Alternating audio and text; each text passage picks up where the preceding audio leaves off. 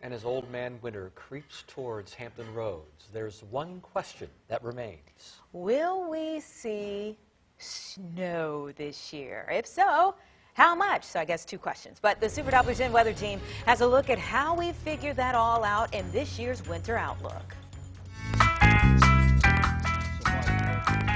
There's a big difference between calling for flurries and getting that much snow. Day after Christmas. I knew it. Was one of my first snowstorms. I've been here a few months. There's a snow hope forecast. Yeah, but that's different from an actual forecast. there's a hope cast and there's a forecast. There's a big snow around here now, because I mean, I've only lived for a year. I mean, Oh, big snow is a coating of snow. yeah. Any snow. Any snow. Any snow is a big snow. In the last few years, it was a really interesting one because we had a really sharp cutoff, and we called it. We knew there was going to be a strong north wind, and we knew that it was going to have an effect on the amounts. The water temps, I think they were in the upper 40s, around 50 maybe even. It was pretty warm. Yeah. So we had the north wind, and sure enough, Virginia Beach had 2 inches. If that, there were some areas that had a ½ inch. The difference between one inch of snow and, let's say, 2 inches of snow could be 1/10 of an inch of water. When we forecast rain, it doesn't really matter if we get 2/10 or 1/10 of an inch. If we get an inch or two, that's a big deal. But we don't worry about rainfall in terms of tenths of inches. So between the three of you, cumulatively, you've got 60+ years of knowledge of weather around Hampton Roads. Have you seen winters be different than they have been in past, or have they ever been consistent? Warmer nights. Yeah, definitely. We don't have any record lows. Winters are different in terms of the polar vortex. Oh, here we go. Love it. Yeah. No, I love it. The polar ice cap that's melting.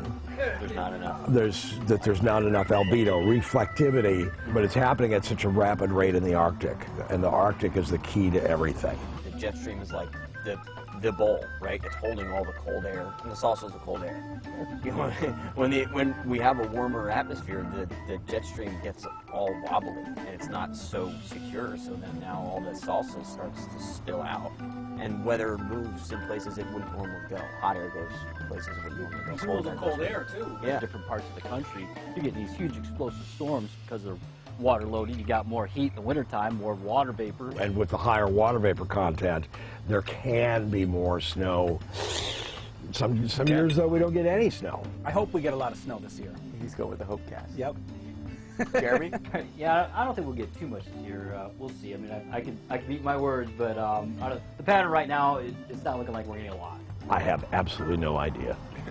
How's that? Yeah, that's perfect. That's what I was going to say. I was just going to say, don't worry about it. You Yeah, know? I have no idea. We're just going to have to take it as it comes. Take it as it comes, take it one day at a time. I'm not pulling out the Farmer's Almanac, that's for sure. I'm not doing that. No.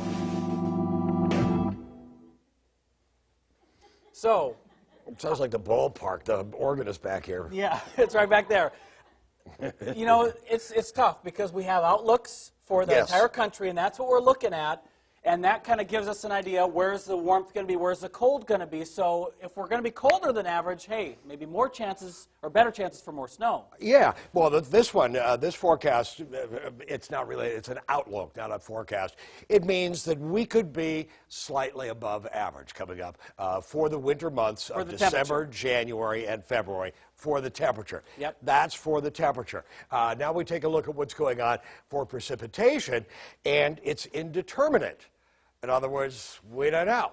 Average amount of snow we get for our 30-year average here in Hampton Roads is 6.2 inches, but that's on 30 years where we have a couple of big snowy years and a lot of years where there's no snow at all. Yeah, and a lot of years with no snow at all. And the thing about it, with temperatures above average, it might just end up being some rainfall coming up over the winter. Right. So what can we know about any of this as far as the rain, snow? Indeterminate as to above or below average. In other words, we don't know.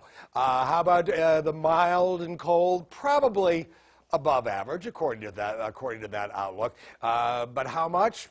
If we're a tenth of a degree above average, well, that forecast will verify. I want to show you what's determining all of this. We've had a La Nina winter pattern start to set up here in the past couple of months, and that means that things are blowing opposite of what they usually do out in the Pacific with the trade winds. Usually you end up with stronger trade winds develop on occasion. This causes cooler water to surface near South America. And for us, what does it mean? Well, drier, warmer, a little bit wetter here, jet stream here, in terms of the typical wintertime pattern for La Nina. But to translate all of this down, the outlooks down, everything else down, to are we going to get more snow?